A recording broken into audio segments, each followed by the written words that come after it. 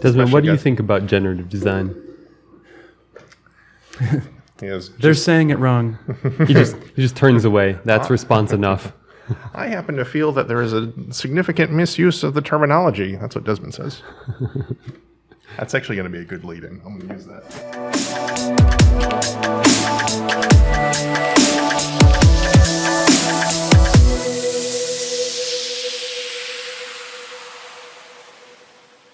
So this is the second episode that's exclusively Proving Ground employees. We've got Steve Sanda, been with the company a year and a half now, getting close to a year and a half. Yep. Trygve Wastvedt. Very good. Nailed it. Nice. Been with the company almost 2 months exactly. I'll take your word for it. Almost 2 months? No, Sure. You're coming up and you're like... Oh, beginning of May, yeah? Beginning of May, or March. Well, right. Right, May beginning of May. 2 months. Yeah, right. Beginning of May will be 2 months, so you're getting close. You're almost at a senior level, given how old the company is. Well, I remember when I joined what company did I join? I think I joined like a small architecture company.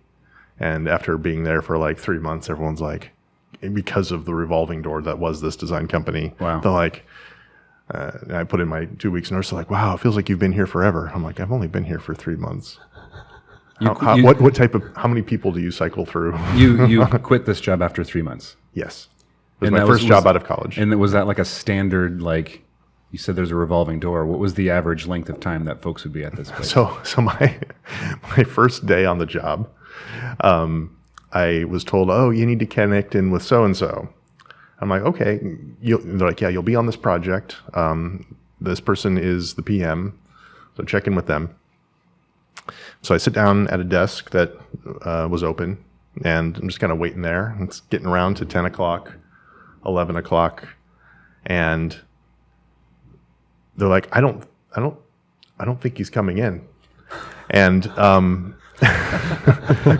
well, short of, well, I'm okay. Well, I can just get myself situated and familiar with some of the project materials. And by the end of the day, they realized that this person just no-showed. Wow. So your first day was their last day, or they're after their last day. Yeah, that day was the last day that he decided was his last day without telling anyone. And at that point, I kind of knew what I was in for. Yep. And Yeah. And the rest is history. And the rest is history. You kind of followed suit. Although you did give them the 2 weeks. That was very noble of you. I did give them 2 weeks notice. Keep that in mind. Yeah. Please give me 2 weeks notice. That's staying in. You said please. That helps. Yeah, good. All right.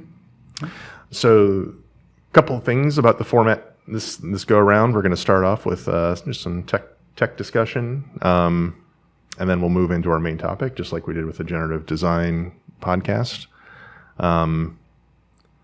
So to kind of start things off, HighPar I thought would be a good place to start, given the kind of buzz they've been generating.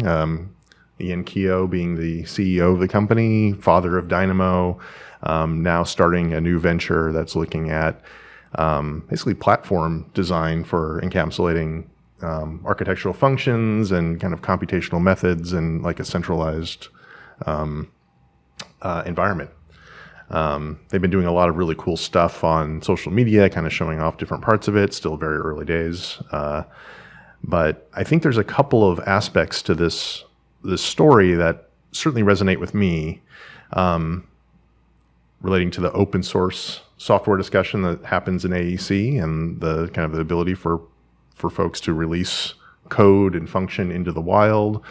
I think there's a kind of an aspect of this that starts to challenge building standards, specifically digital standards and building information modeling formats, and kind of the necessity for those, and are there other options out there? So what HighPar is trying to do is create this new platform that allows users to create functions. It could be like, there's Ian and I always talk about the classic bowl generator. If you go to sports firm to sports firm, everyone has their own version of a stadium bowl generator, right? It's got this sort of really well established logic on calculating sight lines, how you're able to sort of see the field from specific areas, and it kind of results in this kind of standard diagram of step seeding.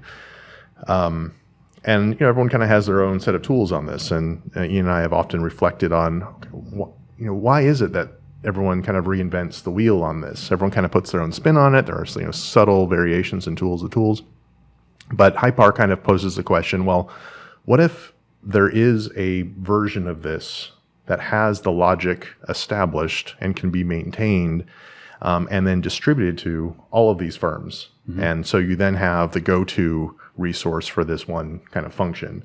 And I think it starts to also get into the plugin conversation, right? The idea that Grasshopper really popularized the idea of creating the Grasshopper plugin. People have a variety of different ways of distributing these plugins, and sometimes there's a lot of overlap between these plugins. And so there's a bit of reinventing the wheel, especially when it comes to like tools between Grasshopper and Dynamo. And so HighPar, I think, kind of poses the question, well, what if these functions become, there is the function, and then you're able to build an implementation from this base into the program of choice that you're using, as opposed to everyone starting off in their own kind of, from their own sort of starting point, and then always kind of building it up from scratch. Right. Sure. I think, those sorts of tools are useful for everyone, and firms want to be able to implement those things, and because it saves time. But within their firms, they themselves might not be able to develop those things. And so for someone to offer a platform and they do the heavy lifting for those types of processes, like coding and scripting and creating the interface for input and output, that helps level up those firms that might not have that capability within their skill sets, which gets them a couple steps further ahead, right? Well, that's why I think resources like Food for Rhino are really popular. And, Dynamo has like the Dynamo package manager. It's sort of a way to readily consume these things. And what HighPar is kind of doing is it's removing the platform conversation or the platform conversation from the context of desktop software, where it's like, this same function could situate itself in Grasshopper, and it could also be situated within Dynamo, or any of the other tools that an AE professional may be using. And I think that's intriguing. It's kind of like, it really starts to frame business logic as being the main deliverable out of this. And you're not building for one desktop tool or another. You're kind of building with this kind of expertise and know-how in the building industry and delivering this in some way, which I think is the novel side of what HighPar is doing, as in contrast to other efforts. But you're right. It's like firms do kind of, I think, especially firms that might even have computational designers on staff, right? And firms that certainly don't. It's the issue of scale. Like, how do you bring a function, a capability to scale in a company that, in the context of tools that aren't really necessarily set up or equipped to do that, right? Themselves. So with HighPar, do you you still need coders to use that function, right? It's not wrapping it up far enough that you take yourself out of the computational design field. Yeah. Right. I think that's like the big unknown for me when it comes to these conversations, because it does assume at a baseline that, it makes certain things easier. It kind of gets maybe someone that knows the lay of the land when it comes to coding and building implementations of those types of tools farther ahead and more immediately. But it still doesn't quite address the bigger skills gap that we see in the industry, which is like the availability of coding expertise to begin with. And I think it does create a question about, if we look at various solutions out there, companies that have, some that have come, some that have gone, what does computational design at scale really look like? Are we really talking about architects having to, getting to a point where every architect knows how to code and every architect knows how to, manipulate a Grasshopper definition? I don't know if that's true. I don't know if that's actually realistic, to be honest. So the question then becomes, okay, what is the market for these capabilities? Who are the users, and what are the assumptions, for those users? Well, and even taking computation and creating a new workflow that has business logic, like a bull generator, there's value in coding those things, and there's value in using those things. But then the adoption, in the processes for the designers who are using it, is there a gap there when they see this new process and they feel like they need to learn more skills in order to just use the tool? Yeah. Right. And so there's almost this mountain to climb where they might not adopt something that's different and faster because it's a different interface or a different platform or another software tool or something they just don't quite understand off the shelf. How do you soften the blow to someone who is hesitant but could benefit to a new sort of process that will help them, but might be a little bit foreign to them at first? I mean, we see it all the time. I mean, I think when we go firm to firm, we see these really novel tools that may have been built internally or maybe even been built with our help. And adoption becomes a really hard problem. No matter how easy you make it in order to get it in their hands, the adoption curve becomes problematic because if it's not supporting something that's immediately relevant to someone's work, it's just like, well, it doesn't help me do this, which is somewhat short-sighted. I think as an industry, there's this balance that we always have to strike between these immediate needs, and everyone is looking at the immediate need because everything's so project-driven. You sort of short-term, I'm going to be focused on this thing for the next 6 months, and I need to make sure this gets done. And so you're going to rely on your knowledge and your experience to get through that. And once you start to try to insert something new in that might potentially be disruptive, might have enormous advantages, but it might still be disruptive nonetheless. It's like, okay, well, where do I invest my time? Do I try to recalibrate my entire process around these new capabilities, or do I just kind of stick with what I know? And, it's really hard. It seems like the same sort of turmoil that came with the adoption of Revit in the first place. Kind of, yeah. I think, you have a project and you could draw it, or you could try to click through the computer and make it. And that took some relearning, quite a bit of relearning, and people are still struggling with just that part of it. It's the Revit PTSD that comes up whenever a new process comes forward. They're but it was such a challenge last time, right? Right, and it continues to be a challenge. And what's something that we can't lose sight of, right, is that there was the leap from drafting to CAD, and CAD was very much the computerized version of drafting, right? And then BIM introduced the 3D. I mean, there was a 3D modelers before BIM, but BIM introduced the 3D plus the data side of things. But if you really look at it, it's still kind of serving a very similar set of processes that were in place for CAD. Revit still is used to produce sheet sets and drawings, and is kind of designed with a user interface in mind that supports these sort of really well-established standards, and in the industry. So it was disruptive, but not to the point where it's, in some cases it's it's transforming delivery methods where the model becomes a component of it. But on the whole, people are using it to produce documents. Right. Now, when it comes to if I think about a HighPar function, all of a sudden you're talking about these kind of very code-centric terms. We're delivering a function that's, kind of leveraging the algorithm that's then going to produce this either spectrum of design options or get us to a point where we're able to automate certain design systems. That's a big leap to make for a lot of people. But I'm not sure it's replacing. Doesn't sound like it's replacing Revit. No, I don't think so. Right. So it's maybe replacing or an alternative to something like Dynamo. Yeah. But it's still fitting into the drawing package. Yeah, I think so. I think that if you talk to Ian, that's exactly what he'll say. They're not aiming to make the next version of Revit where it's involving manual drawing and modeling practices and things that are really well established. But I wonder about just it as a comparable in adoption terms.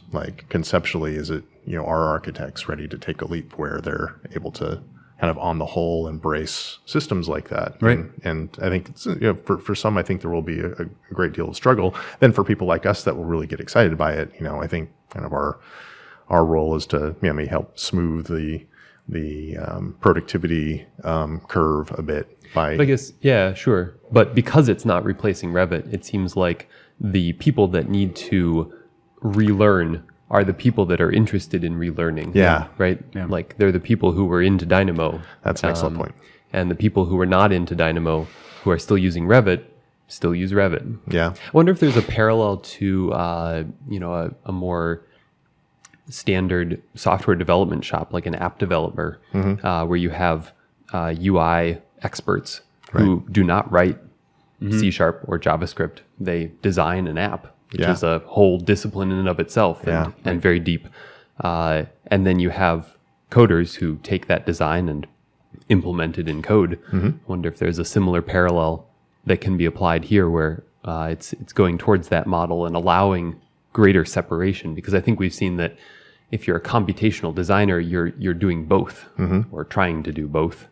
And I wonder if there's a way to kind of break off a little bit more, let people specialize, let people stay in the drawing world or stay in the software world, but interface with each other. Exactly. Because I'm thinking of a firm I worked at where it was kind of old school, where they would be sketching and using trace and thinking a lot about the design. It was very design centric, which was the beauty of it. But there seemed to be this hump, this hill, or this hesitation to get too early into Revit, for example, because that might sacrifice the design because of how you model in Revit and how you have to have things a little bit more resolved before you go into Revit. But some of the opportunities that were missed were, solar analysis, energy analysis, whatever, or trying to find a workflow that would produce data that would help them resolve an issue that simply trace paper wouldn't tell you, right? And so there's almost this other category of thinking like research and computation and using data to influence these decisions, but it's a different layer to just design decisions, right? And so so these people that are very comfortable with the pen and design beautiful buildings, but don't yet trust a workflow that integrates data inputs and outputs and an algorithm that will produce a million options, but not what it looks like. Yeah. It's sort of like the character of these options. That there seems to be a disconnect in that sort of category of architect, I think. Yeah. I don't know if it even has to be. I mean, sometimes maybe it is, but I don't know that it has to be about trust. Like I feel like there is, perhaps, if those people are the analogous to the UI UX side of things, then HighPar or Dynamo doesn't necessarily replace that sketching. Correct. I feel like there's always going to be a place for quick sketching. And what this could do is take some of the burden that's been on those people to get their stuff into Revit and make that easier for people whose specialty is the code. Right. And complement. I mean, you use the term specialization and specialty. I mean, that in of itself is also kind of a big cultural leap for a lot of firms to make. Like there is, I think if you look at architecture and the mindset of architecture, like the idea of being a generalist is very important, and architects really pride themselves in knowing a lot about the building process and a wide spectrum of knowledge. You're tested on engineering concepts. You're tested on structure and mechanical systems and code, life safety, and all of these things. In addition to the production of documents and you're trained in college to understand design considerations. And so there is this sort of embedded aspect of like, I need to be a director of this whole process, and specialization, where you look at tools and you look at like roles like computational designer, and you look at the potential for having people that are much more specialized in code, perhaps people that are specialized in UI UX on top of different frameworks and the design of these frameworks. You have that, I think, is a really interesting space for an architecture firm to be dialoguing in right now. What does it mean to start to really encourage specialization. And I still don't see a lot of schools pushing that. I still don't see a lot of firms really embracing it, although you are starting to see new roles pop up here and there where it's like, hey, we just hired an analyst. Sure. Oh yeah, and we do have a couple of software developers on staff that are specializing in this thing. But I think what's pretty profound about, computational design frameworks and tools like HighPar is how, that's starting to encourage levels of specialization within the design discipline proper. Where you have business leaders like, how do we get our staff to embrace computational design on a more holistic level, and the challenges associated with that, and allowing it to be perhaps a little more tied into the conversation of software development in other industries. Yeah. It's hard for a Grasshopper developer to talk with iPhone app developer, because there's just not, that's part of the purpose of Grasshopper is to abstract and simplify. But if we can simplify without getting rid of the whole conversation around writing code and best practices and versioning and sharing and all of that, it seems like it's to architecture's benefit. Yeah.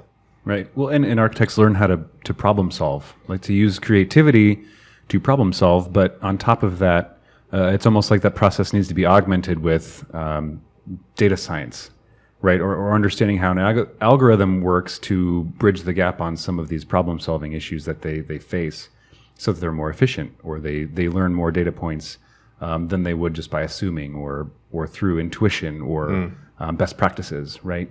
And so it's kind of the combination of both sides of the brain, where you are thinking about things in a problem-solving manner, but then can plug into sort of these linear algorithms that could feed you with more information or feed you with more data points to consider than what you could just by working with what you've done before in the last project. Yeah.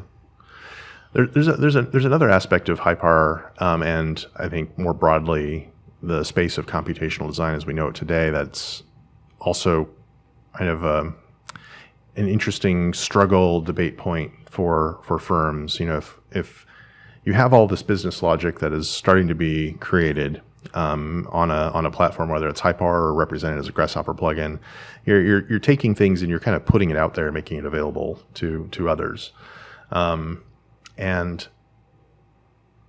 I look at some of the contracts that we've been a part of, and the level of protectiveness that a lot of, I think, architecture firms have about intellectual property. And the funny thing about the Stadium tool is that the reason why Stadium tools and these kind of sightline calculators are always being rebuilt elsewhere and independently is that everyone kind of thinks they have the secret sauce, even though they're kind of being derived from the same standard. So this idea of like, oh, we've got a trade secret, we've got to protect it, and we're making our own novel implementation. It's really kind of a differentiator, which I think is important to like consider. If you have like these kind of novel systems, but it is resulting in a lot of like rework. And what HighPar proposes is like, oh, well, what if you have the one Stadium tool that you're then implementing in a variety of different contexts?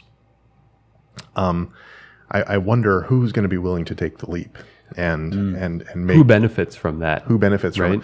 And if you ask the folks at HighPar, it's like, well, there could be potentially a monetization model on this. Like, think about every time someone executes a bull script, that somehow causes a microtransaction that hits that hits their server, and then they're able to kind of the creator gets some sort of royalty off of like anytime like an execute function is written, which is kind of interesting. Sort of these micro transactions that kind of go back to the folks. But if you do that, then don't you end up avoiding, you aim at the sharing economy, but you divert from it because everyone has an incentive to upload their own models. So you keep the same number of individual models. And the competition still happens, but it's more obvious because now you're just all on a marketplace rather than competing as architects with clients. It kind of does happen in the apps, like the iPhone App Store, right? There's so many like calendar apps, right? And you're kind of like figuring out like which one's the best. But if the goal is to get to GitHub, then this is not the way. That does there is an interesting tension between like this model and the kind of open source model, which I think the building industry struggles with just as much. I mean, this idea that we're going to open source something and provide it to the community, which has many benefits for sure. And it's a statement. It's a statement. To have it available, right? Exactly. Yeah. And we have maybe 5 open source projects out there right now, and people get really excited when we put these things out to consume and use. But the number of pull requests we've ever received on an open source AE kind of tool, probably plenty of issues. Right, there's plenty of issues. There's plenty Nate, of fix this. Well, I mean, even that. I mean, we have a surprisingly low number of folks that come to us with problems, and it always just and then take the next leap towards pull requests and actually start contributing to an open source process. I think people just want the free stuff. Well, they can see where those tools can fit into the workflow that they're trying to create. Yeah. Right. Everyone could have their own Excel data integrator for Dynamo, right? But there's one that's free. That that's already done. Let me use that. But when it comes to something like a bold generator, like in your example, there's a lot of rework because everyone makes their own bold generator, and it's their own business logic that gets embedded in these. But let's say there's 5 projects, 5 different bold generators, and they all generated the same exact result. What differentiates each of those bowls that would keep it from everyone being on a level playing field, right? It's how the architect embellishes it, or the experience of the building, or the arrangements of the components in the bowl itself. There's other components that an architect or designer is charged or tasked with developing that could take the best bowl design that's open source and make it completely different than the person right next to them that uses the same bowl design. Maybe. Yeah. Right? Yeah, I mean it's sort of like what you sort of describe on one hand, and again, this is where the conversation I think gets really interesting, where you have business logic that is very specific to a use case kind of being implemented almost as if it's like a standard in a way. There's a lot of, I think, interesting parallels to be learned about, the design of frameworks for designing buildings, and, the comparisons between like, an IFC file or other sort of building standards, and like what actually happened with web development and the introduction of HTML and web standards, right? Everyone kind of builds from the exact same point when you design a web page. And is it possible to kind of conceive of a similar thing? And that's a very gross generalization. Well, and I should, but you remember the browser wars, right? Yeah. That kind of resulted like people trying i.e. Internet Explorer introducing like proprietary components of like I don't know if you remember like the old days of websites where it's like best viewed with Internet Explorer, or not the old days. I mean, I still see that. Yeah, you still do. But it kind of went both ways, right? I mean, on the one hand, you had standards. Everyone had a common language. Everyone was writing in some form of JavaScript. On the other hand, because everyone had that, and because there wasn't, Microsoft wasn't designing all of the libraries, you had any number of different solutions for every step in the development process. So you have a half a dozen different task runners, and you have a half million different UI libraries, and right there's that proliferation and churn that comes from that openness. One of my other points, back to that sort of the best bowl design, right? I'm not advocating to settle on one bowl design, right? And maybe in HighPar there's enough variability in these sorts of functions where an architect can decide through all these parameters, I'm making it mine. It's just the framework and the tool is allowing me quicker to find that combination of variables so that I can sort of call it mine. But thanks for this interface for me to do this quicker, or in a different way than I used to, and I didn't have to develop my own. Yeah, I think that's the value but it's not sort of the same stamped solution. Yeah. It's just it's a tool in the workflow. Well, it seems clear that there's value here for the users of the functions. Yeah. The question is there enough incentive for the makers of the functions? And does it go towards a model that is good for the industry as a whole? Yeah. Or is it just an app store where there's not a whole lot of sharing, right? Yeah. I mean, like those calendars, they aren't sharing code. That's why there's 5 up there. Right. Yeah, that's interesting. I mean, the genesis of what we now understand is like the computational design community, and what really made it powerful was the fact that everyone was sharing their stuff, like whether it was like a free plugin or, they released the source code for something. If you went to the original Grasshopper forums, it was all about sharing like text snippets of like C# nodes that people were using to kind of patch in things that weren't quite in Grasshopper yet. And there's a lot of goodwill that goes into that, and how that community really evolved. And on the one hand, I think that's really important to be able to cultivate that. And I think if you look at what HighPar is doing with some of their open source projects, like their Elements library and things like that, it starts to speak to that. But I also do wonder if having a number of really popular plugins myself, which I'm kind of doing and putting out there just because it's, it feels to me like the right thing to do. There's always sort of a little whisper in the ear that's like, what if those could you make? What if those 100,000 plus number of users that are pulling down Lunchbox? What if you were getting like $1? Right. Like, and it's kind of like, and would that help improve the product, even if portions of it are open source? Like, if I'm able to like put that back into building it and making resources for it.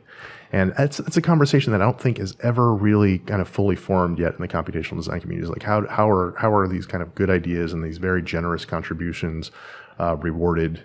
I have a theory about comparing your plugins or anyone's Grasshopper plugins with HighPar functions. I think they're different categories because I suspect that one reason you don't get a lot of pull requests on Grasshopper libraries is because the users don't write code. That's part of the point of the library, That's right? true. You don't need to write code. And so maybe they want to help you, but that's a very high bar to, okay, I'm going to go learn C# and then I'll send Nate a pull request.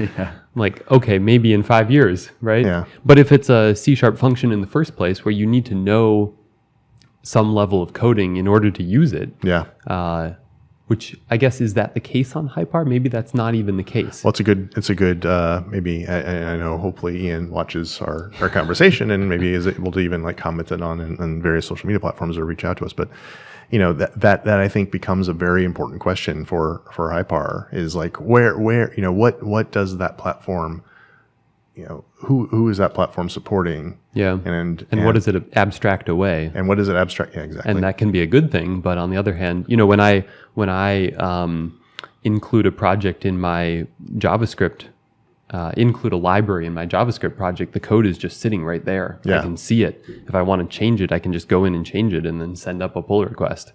And that's such a fast and easy process. Yeah. That I think that's part of why you get that dialogue. Yeah. That's exciting. Well, in whatever kind of shape HighPar kind of turns into in the future, I think it's really interesting for sure. And I think they definitely have some pretty bright minds. Ian, of course, being one of them, pushing things along. So I'm personally excited by it. I think it's introducing parts, components into the conversation that we haven't quite kind of got our heads around yet, and I think that's valuable to sort of track how they progress, and hopefully they get some value out of hearing us like riff on it a little bit, because that's going back to like the philosophy of things like this. This is a form of content that we're putting out there, and hopefully we're able to generate some discretion and awareness over these ideas and the technologies that support them. I don't have an elegant transition to the next subject, which is, I'm always able to, I feel like, to get to really elegant, sometimes like kind of fall onto these elegant transitions, because we were last in the generative design conversation that we were talking about Rhino Inside, and we were talking about Dassault's platform. And I don't know how I managed to do it, but I was like, Dassault build their platform as generative design, that's good. right? That did become a good transition. Here, it's a little bit more challenging, because what I want to talk about is data and the availability of it, how it's being collected, and all the different challenges, dangers, opportunities that go into that. Because and I think as an anchor to this is certainly the conversation that pops up in every firm that we do a strategy with. What are we doing on IoT? What are we doing with the Internet of Things? How can we start to really leverage building data? We kind of position ourselves as data-driven design experts. We leverage data. We help others leverage data. But we can't overlook the fact that there are some real problems with data that and challenges that we really need to, I think, come around to and come to terms with as an industry. And I'll kind of put this out there as a provocation. Architects, when you first get into the discipline, you're taught very early on the way to kind of some principles for planning a space. You have public space that involves the community, and then you have private space. And you do your first layout of a floor plan for a house. You're thinking very carefully about, okay, what is sort of a public part of the house that I'm inviting the neighborhood and the community into, and then where do I have privacy? When we talk about the collection of building data, and we talk about the Internet of Things, and we talk about how all these things are sensing, the environment and putting, collecting data about it. It really starts to turn it on its head. You could be very much in a private space, but if you have Alexa in the room, right, how private is it? Right. I think there's a statistic right now. I think presently there are 14 billion smart devices operating kind of in the Internet of Things. 2 years from now, it's projected to go to 25 billion. And so, the question then becomes, okay, well, what role do architects have in this conversation? Because I don't see very many engaging in it at all when it comes to like this conversation about public and private, data privacy, data security, the hackable building. We're talking, some really dangerous stuff where a building itself can be hacked. We've already seen malware or ransomware attacks on building facilities before, where, hey, you can't operate your hospital until you pay us. And that's life-threatening. In some situations, right? I think in my experience, it's the owners who are making the strides to collect information about how their spaces are being used. There's folks in co-working spaces are using heat monitors under tables to figure out if someone's sitting at a location, right? Or other types of sensors that sit connected to lights and understand how long someone's in a space and when they leave. I also learned recently there was cameras and software that would analyze pixels to figure out where someone was in a space and when they would leave, those sorts of things. And that's a use of machine learning and AI is like kind of being able to do recognition on images and to kind of derive these. And that particular owner decided to remove that equipment and that theory because they didn't want to know who was there. They just wanted to know that there was someone there. And so they put in the motion sensors and the heat sensors rather than being troubled with having that data. They wanted to maintain that they didn't store that type of information. Interesting. Like that, in that context, the owner drew a line. Yes. And that line was very distinct, probably driven by some, probably a set of principles, or even perhaps a sense of risk. Like if you really start to collect data in this way to this sort of, which is very possible, like you can track anything in a space, you know, and get down to the individual doing certain things. I mean, there was a New York Times article and demonstrator recently where they like, you know, I think they had a couple of cameras in a public space in New York. If I find it, I'll, you know, link it in the description. But, you know, they were able to kind of, with a very like coarse kind of resolution, Right. they're able to like kind of find a person and find them, like just using publicly available data and get everything about their identity. Interesting.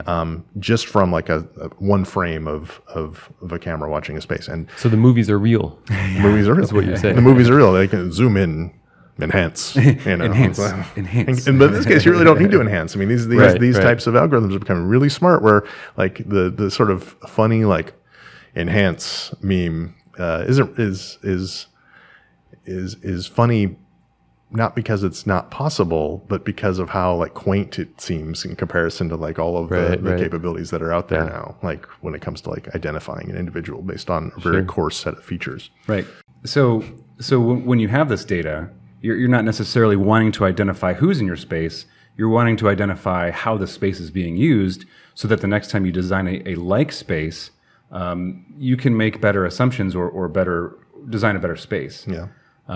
Well, I mean, that's the advantage. I mean, we have more data. I mean, the advantage, of course, with all of this stuff, and it's a very real thing that, you know, needs levels of stewardship to achieve, is we have more data about the built environment than we ever had.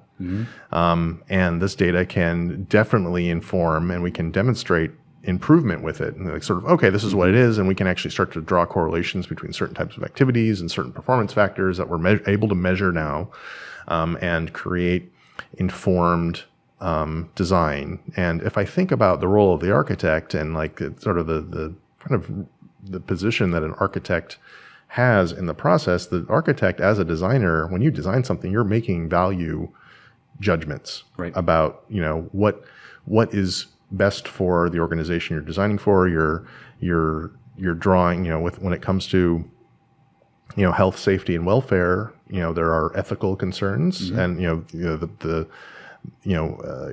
really being charged with the health and the safety of the people inside of a building. And if I think about the digital world, like, you know, safety on the one hand, you could think physical safety, but there's also, you know, safety when it comes to like cybersecurity and these things, and because buildings are so can be so smart now, you said it yourself, like, you know, maybe owners are ones right now that are kind of more concerned with like the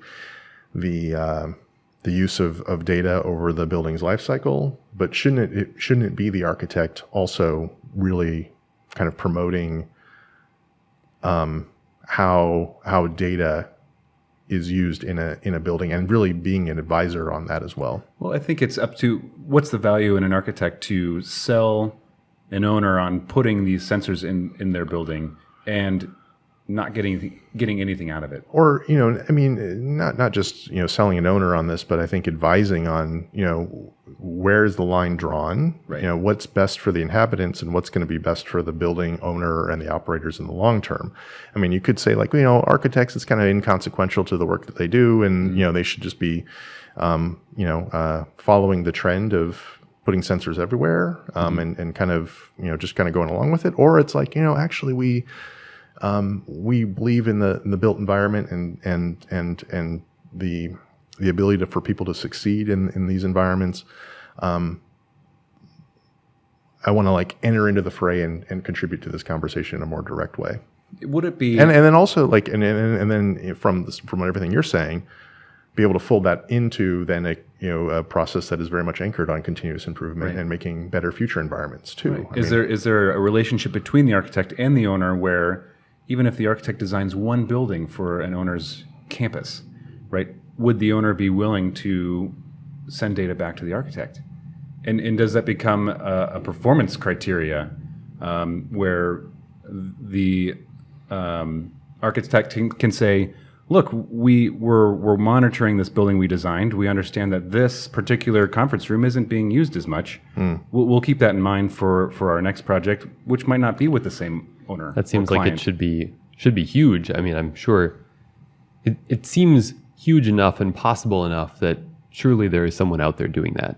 Well, there is. I mean, and it's not, but it's not in the context of, I think, conventional practice. It's happening in vertically stacked organizations like we work, right? Where you have the owner, and all the designing, and who's also designing, building, and operating. And so there's a very clear feedback loop that can happen between like the operations of a building and then feeding that forward into the design process. Sure.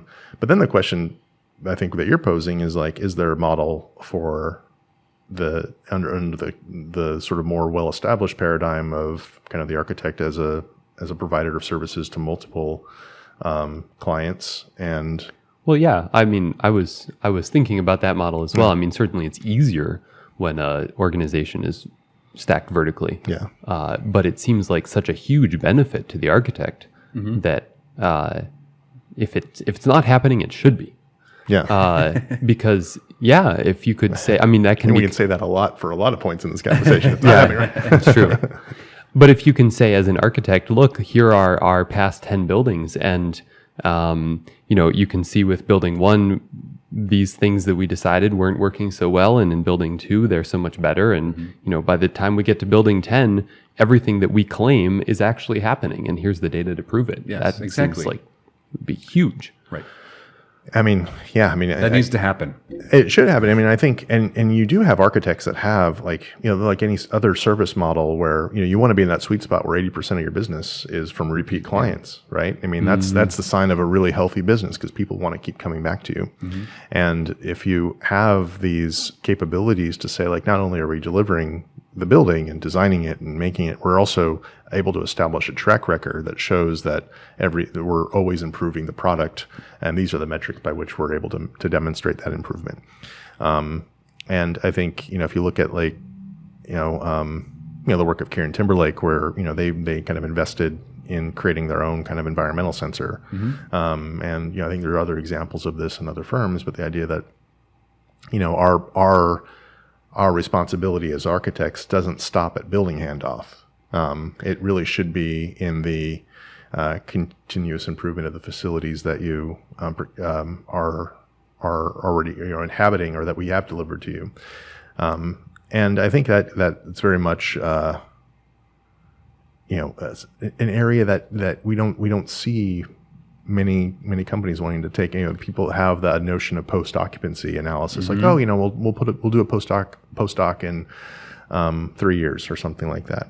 But what if it wasn't post-occupancy? What if it was just like continuous occupancy monitoring and helping you calibrate, not only like kind of from the standpoint of usage and people, but helping you calibrate your building systems, because we partnered with this engineer that is going to, But what we're really talking about here is telemetry, right?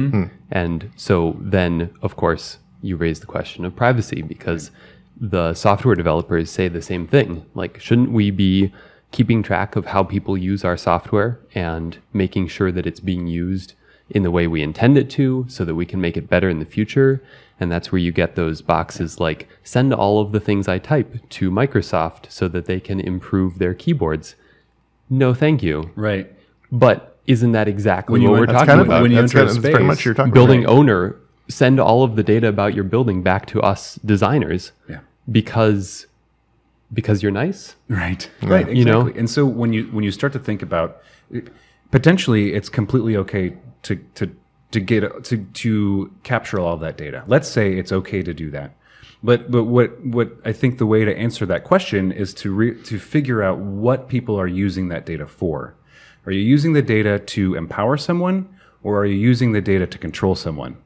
In a situation where the data is being used to empower someone, you might be tracking information about path and dwell in a hospital to figure out a way that someone getting into the emergency room can get there faster and their life is saved, right?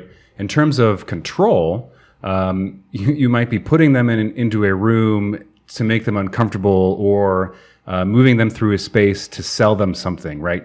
Those sorts of questions need to be answered. What is this data being used for, and where is the line between when it's well, and the answer to that is like, it's going to vary from typology. If you're doing retail, Like you want to, like, I mean, this, of course, that's the goal. Yeah, of course that's the goal. I mean, that goes back to, like, I mean, if you look at the early work of Victor Gruen, the father of the shopping mall, and the theories that he had established about retail, and there's actually a term for retail design that's named after. It's called the Gruen Effect, and the Gruen Effect is like you design a space in such a way where the customer becomes so enamored by the product that and you create an environment that basically loosens up their inhibitions when it comes to purchasing things. You get the music. That's why you go to a lot of shopping malls. You have like the music playing, and like the lighting is just so right. And products are highlighted in a certain way. It's all about like kind of eliciting certain behaviors out of people. Sure. When it comes to like the data conversation, you kind of use the term. Are you protecting, or what was empowering or controlling or manipulating? I mean, the way, if you look at it in the context of things like social media, a similar kind of analogy might be: are you trying to give a person a product, or are you turning the person into a product? And that's really where the data collection debate comes in. But how is what we've talked about? How is it ever not turning the person into a product from the architect's perspective? Because that is the whole point here. I mean, to make buildings better through data about people. When you design a space, the person who walks into it is the product. Is that what you're saying? Yes. Well, the data about them is being, you could say, monetized by the architect in order to make better buildings in the future. Yeah, exactly. I mean, if we start to, I mean, this is where the conversation, it gets really dangerous, right? When you start to say like, oh, well, big data is a very lucrative and powerful thing. You're able to collect all of this stuff and draw some really powerful conclusions from it.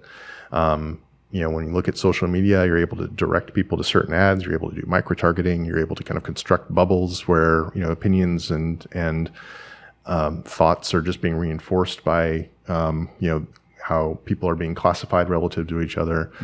And when we talk about then the potential applications in the built environment, where there are benefits to kind of improving upon this, but where is again, it's like the line, like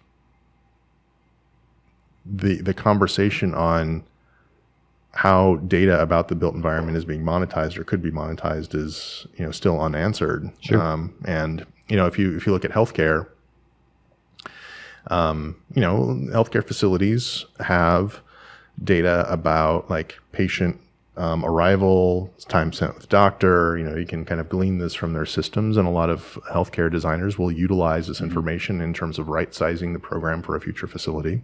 Sure. But there are regulations that go into how far you can actually go with this, like HIPAA compliance, and you can't, the data identifies a person. Yeah, you can't identify a person from this, and in that case, it's really well regulated from the standpoint of healthcare. When it comes to co-working, it is not. Right. And that's where in the case that you described, they had to draw their own line. And all I'm kind of saying is like, well, shouldn't or couldn't the architect be the one to help kind of craft those lines? And I don't know what the answer to that is, but someone should be. I think initially the architects aren't in that field. They're not really playing with the data. Get to the specialization question, right? Right. Like it all comes. I mean, there's our transition back to HighPar. Speaking of specialization, Right. Specialization, like right? Sure, the architects could be. They could also be designing HVAC systems. Yeah, but they're not. Minds are going to explode if you have to do everything that touches the surface of a building. Yeah. And this seems like a prime category for specialization for digital technologists, security experts, sociologists even, right? So you've just listed off a whole new set of roles that a firm or an organization could create job recs around, to really address this that maybe aren't being considered. And if you look at like sociologists, I mean, you do have organizations that are hiring those types of things, like because they need to they want to get their heads around this. But like architecture, like like having cybersecurity experts on staff as part of a design process is kind of an interesting thing. Right. And to the extent that the building is a computer, I think it has to happen at some point, right? Yeah. But definitely the building is a computer. I quote that. That's nice. That's nice. Sure. I don't think the number of sensors is not going to go down, right? This It's only going to increase. This sort of availability of data that's starting to happen, it's only going to exponentially increase, right? And so to have architects position themselves to see the value and understand how to interpret it and analyze it will only benefit them. But in terms of your question on should architects be somehow in this ethical dialogue about how spaces are being used, maybe through the problem solving how spaces are how spaces are being monitored and as I would hope they are in the conversation about how spaces should be used. It's an interesting challenge. Like what value could architects provide on this ethical question, right? Would an architect ever just sit in a room and mark someone coming in and leaving? Well, that's what they do with postdocs, right? Yeah, and that's usually a really well defined part of an architect's service. And post occupancies are like kind of the primitive ancestor to what we have right now, right? And I don't think anyone who came up with the idea of doing post-occupancy analysis could ever conceive of a room that's just so embedded with sensors that they could, kind of figure out not only the identity of a person, but what their body temperature and what their emotional state was at any given point in time. And that is possible today. And it's possible not just at instance and instance spread out by a couple of years. It's like it's in real time. Right. Well, and it's almost like, is there a terms of use? Like before you enter a building, can you say, there's a sign on the door that says you're about to be monitored, which just happened, and it's sort of like, well, then I'm not going to walk into this building. Or there's like it's like the do not call list because, that gets to a much darker Big Brother future. But like you can say like this person's identity is not tracked in buildings. Like you can turn off your tracking. I don't know. Yeah, it's an interesting concept. And if someone, what would I need to know in order to decide if I wanted to walk into a building or if I wanted to say do not track me? Would it depend on knowing what the data was being used for, or would it depend on me just wanting to be private and just being anonymous? It's like, there's like, you do have like, this space is, has security cameras, like you are being, videotaped and, and those are around, that's been around for a really long time. Like what we're talking about here, it's almost like you need an end user license agreement, before entering a facility. Like, oh yeah, and of course then it's going to be like a sheet of paper this long that no one ever reads, and like, yes, use my data for everything. Thank you, Facebook, for letting me connect with. Or you need better people standards that I haven't seen since high school. Or you need better standards. Right. Like there are only certain things that you can put in your building end user license agreement. Yeah. Right. It has to be anonymized. Maybe there's a version of HIPAA for everyone everywhere in any building. And then you don't have to sign to agree because you just know, well, they are collecting data, but this is what they can do with it. And there's a societal agreement about what that should be. Yeah. And I think the fundamental issue right now is that it is the Wild West. It's kind of like anything and everything. We've got a loud car out there. It's like the European data privacy on the internet. Exactly. Like we just need that to come into the physical environment. But doesn't that also restrict memes? Isn't there a thing? That like Article 13 or something? There's something. Where you reuse graphics without permission. Yeah, it's sort of like taking the Google images and just refactoring it with your funny words. Yeah, is somehow not allowed. Yeah, there's the whole controversy around like, oh, that's taking away something really fun. But you're right. It's like in some ways that is going to be part of this conversation. Well, speaking of Internet of Things, personal devices that you have in your home, like the Roomba. The app will show. I don't have a Roomba yet. Are you looking to get one? Kind of, yeah. We are. But there are non-Wi-Fi connected Roombas, Sure. right? But what happens is the Roomba will sort of survey, or I should say, these robotic domestic vacuum machines will browse your house and like sense its way around something and figure out what it can get around or not, and then map this floor plan of your house. And so, what could that company be doing with that information? Right? They have a floor plan of everyone's home. They know the general square footage of your house, and that might be valuable to someone. Is that information, passing that along to third parties? Okay, I'm sort of it's sort of conjecture here, right? I don't know if that's possible, if that's happening, but Right. Well, it seems like that would be something that would fall under the GDPR, Right. I believe. Right. right.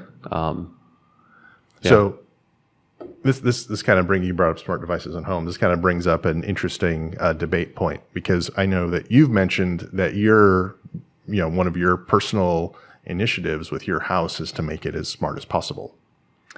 That's a bit extreme. Your garden, though, right? Yeah. So I bought a house a month or two ago, and I'm taking this. I mean, I guess I would position it as I'm taking this opportunity as an excuse to tinker. So half of what I'm interested in is just learning more about circuit boards and getting a Raspberry Pi and setting that all that up. But I think there are some pretty tangible benefits that I can see to acquiring some of these devices and linking them together. There's potential security, or at least peace of mind. We got a Nest doorbell. Yep. And sure, Google may be doing something with those images, though frankly, I don't really care what they know about like the status of my driveway. Like, that's not, if Google got hacked and someone was personally interested in me, then you have a nightmare scenario, I think. Yeah.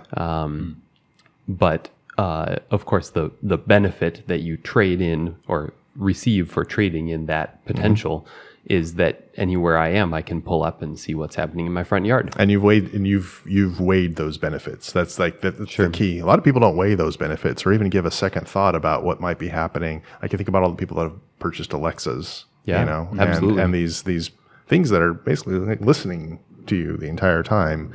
And I would say I'm not interested in adding Google Home or Alexa to my kit. Well, and but there was recent sort of a situation where someone asked for their data from Amazon in terms of what their Alexa had, and through sort of the situation, the worker sent audio files from someone else's Alexa, right? Oh no! Right. So I would receive your audio files when I asked for mine, and it gave Amazon the opportunity to say, well, this is how this is actually working. Where software on the device is listening for a keyword, right? It's programmed to listen to like, hey Alexa or hey Google or whatever those words are, and then it starts to record and send that up to the cloud for an analysis for understanding what the command is. But you get these situations where someone doesn't say Alexa, it's a baby crying, right? And then so 8 minutes of audio is captured because it's thinking it needs to listen to a command, but no one's really talking to it. They're just having a conversation, right? Those sorts of things were revealed when this sort of audio file mishap happened. Is that what people are up for? Did they realize that? Why is there so much sort of unrest about it when those possibilities were completely viable to happen when they bought it? Like, I mean, did even people recording when they don't think that there was a command. Right, exactly. I mean, There was that's something totally that- possible also, right. right? Yeah. People didn't. They saw the convenience over the potential issues. Yeah. Maybe. Well, I think that's, in some ways, that's human nature. There's an aspect of human nature that I think is kind of always being revealed as technology advances, and I think this is kind of one of them. Is that blind trust? There is an aspect of that. I mean, it does kind of come back to trust. I mean, you want to have, if your data is being collected, you want to have a certain element of trust that, your privacy and your, your own kind of personal well-being is not being violated in any your way. Sovereignty, And that your passwords and identity isn't being stored in a text file like they kind of have over at Facebook. Right. It's like really problematic. If you look at like where Facebook is right now, they have on their hands a trust crisis. Mm-hmm. Right. And people are leaving their platform because they're like, you know what, I don't trust you. Yeah. And if something came out about Google, I'd have a more serious decision to make. Like, do I continue using this Nest? If they are, if I found out. So it comes down to I'm trusting that Google has enough business interest in preserving my data and expertise in doing that they won't go storing my files in YouTube or something like that, right? Well, and Facebook was offering something that a lot of people found valuable. They were able to connect with people they haven't seen. They're having conversations with people across the globe, and they're seeing what people are up to. It's a very social thing, but it seemed like they chose that no one using the service would want to pay for it. And so how do you run a platform that's very expensive and pretty far-reaching in terms of the infrastructure needed when no one wants to pay for it? They had to find different ways to get it funded. And that's what I think when that switch between where the users became the product.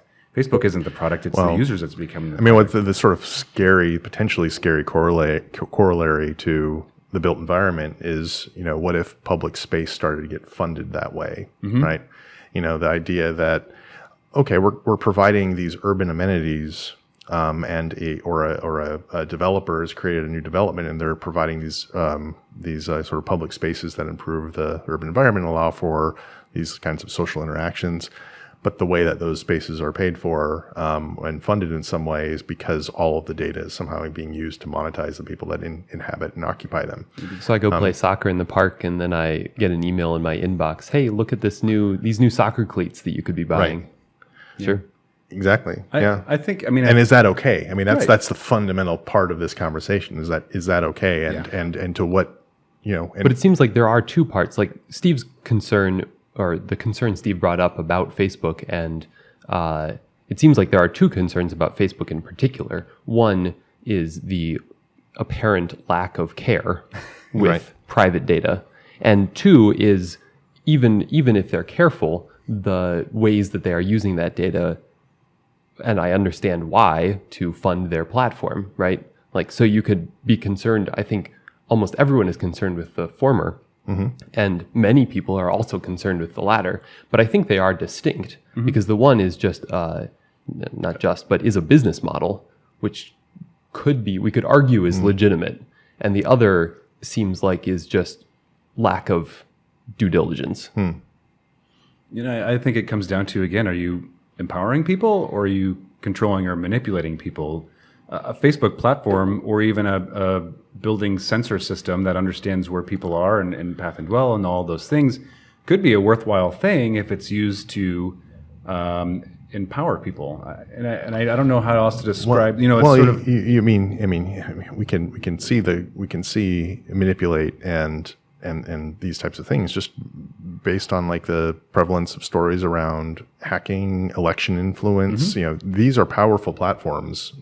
Data provides a powerful way to kind of understand the human condition in ways that we couldn't before. So we not only know what can benefit someone, but we know that if you introduce X, Y, Z into the equation, they're going to behave a certain way, and therefore they can be directed. And there's actually this. I remember reading about this study where scientists applied machine learning to review photos of people over time, and the algorithm accurately predicted like a deadly form, a fatal form of cancer in someone, a number of months before they would have been diagnosed. Yeah, and then in reality, I guess you could say those people ended up getting diagnosed, right? And so that's a situation where a platform could identify health issues and save someone's life. You see it. There are a lot of stories about, say, a woman going to Target and or doing online shopping, and all of a sudden it's making recommendations about related to pregnancy and babies. And they find out through social media before anything else, before they feel any sort of symptoms about this, that they're I'm like Target and Amazon have deduced that I'm pregnant. It's like kind of that this, and it's all through. It's not through. And it's all through corollaries. It's all through correlations of behavior and like what these data collection algorithms, machine learning have kind of learned and picked up in the past. I'm worried that a lot of this dialogue and people talking about these concepts are a little under the cloud of the data is being used to sell things. Right? We're being targeted so that we buy something. And I would challenge everyone to consider, well, if that's not the right use for it, what is? Right? Is it making new connections to people that you wouldn't otherwise have the opportunity to do because they're interested in things that you are? I think part of it is we are in a capitalistic society, and when we think about why you kind of do something like data collection, there is a motive to make money on something like business. Setting up a business, like your business needs to be successful and you need to be profitable, and this is one of those areas that is very ripe for opportunity to generate wealth. And there's no inherent problem to that. It's like where is the line drawn? In terms of the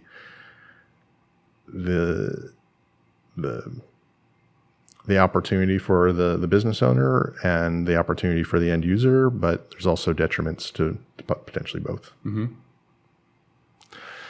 Yes. Are there any conclusions that we can glean from this conversation outside of riffing on kind of I think the thing that I keep coming back to is that, to me, it's a big question. I mean, I don't have any kind of big recommendation outside of I personally think that people that are involved in the creation of built environments, in the design of them, and have in some ways a mandate to provide healthy, safe environments, need to be a part of this conversation in a very direct way.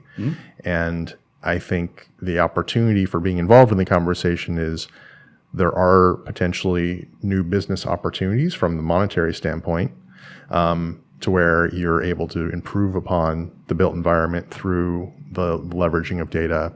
But I also think from an ethical standpoint, the opportunity is for architects to be sort of a bit of a guide for owners and the creators of and all the team that's involved in creating a facility to really ensure that the spaces we create are to the benefit of everyone. I think it starts with a relationship. An architect with having a relationship with a building owner who might be open to improvement in feedback loops, not necessarily focused on monetary reasons, right? Making money off of this data, but rather just saying we're improving our skill sets because we're learning about how our building's actually performing. There's great positive opportunities for that sort of relationship and situation to use that data ethically and creatively, I think. Sure. Any conclusions from you? I think that all rings true. It seems, and I don't know that this is a very deep conclusion, but it seems like it is a tool. The Internet of Things is a tool with great potential benefits, but it's more complicated than the purveyors of the things would probably have us believe. Right. And I think it just requires awareness and thought and probably specialty, study. And if we do that, I think there's a tendency, I don't think anyone here raised it, but there's maybe a tendency to say, oh, well, like they could take over my building. So the Internet of Things is just categorically bad. Right. It's leading to a future of Big Brother and no. Right. And I get it, but I think the benefits are so huge that it means that I think the way forward is to proceed with care and with eyes wide open. A critical analysis of the pros and cons and what you're gaining versus what you might be giving up. I think is absolutely, and this all goes back to any major technological development throughout history has had this, and nuclear power, right? Sure. We have this, what is arguably a very beneficial in some cases. Obviously, there's problems with nuclear energy, but it's a very powerful and useful energy source, which can also be used to create massive amounts of destruction and death, right? And there's a duality to every technology, and I think it's important, like you said, to keep your eyes open and to keep your kind of critical faculties going on, like, okay, what are the benefits to this? What are the potential dangers, and how can we weigh those in a way that is going to be productive for everyone, and not categorically embrace or categorically deny any one solution, but that we are kind of maintaining a critical look. I think there's, nuclear power is maybe a good example, though I think the bomb was maybe a little more known in the development process of nuclear power, but I'm thinking like about the intent there. Oh yeah. Right. Yeah, but like, for example, the election swaying on, that we've seen in social media, like that was I think a surprise to many people. And I think we need more humility maybe from the tool makers to say, like, this might do things that I don't anticipate. So I need to either be more careful, certainly be more careful, and maybe spend more time looking for those things ahead of time. What's interesting about that example, influence on elections and the manipulation of data, I think you're right. It was a surprise to many people, but it wasn't a surprise to everyone. The people that actually, I think, were looking at the potential benefits and downsides to this, I think we're able to really easily predict, like, oh yeah, this is going to be a tool for manipulation. We saw it used to sort of organize, really, I think, positive things related to, social resistance and upheaval in parts of the world that really kind of needed that type of organizing factor. Then we're seeing the same technology being put to use to kind of, fair point. Yeah. No. And I think your point does stand, right? It's like, pay attention. That's kind of what it kind of comes down to. Pay attention do the sniff test. It's like, what is this? Yeah. What could this do? And, right. So, okay, they got halfway there. They realized that it was going to be a bad thing. So then, okay, we need the other half. Like, do something about that. Do something about it. Yeah. Do something about it.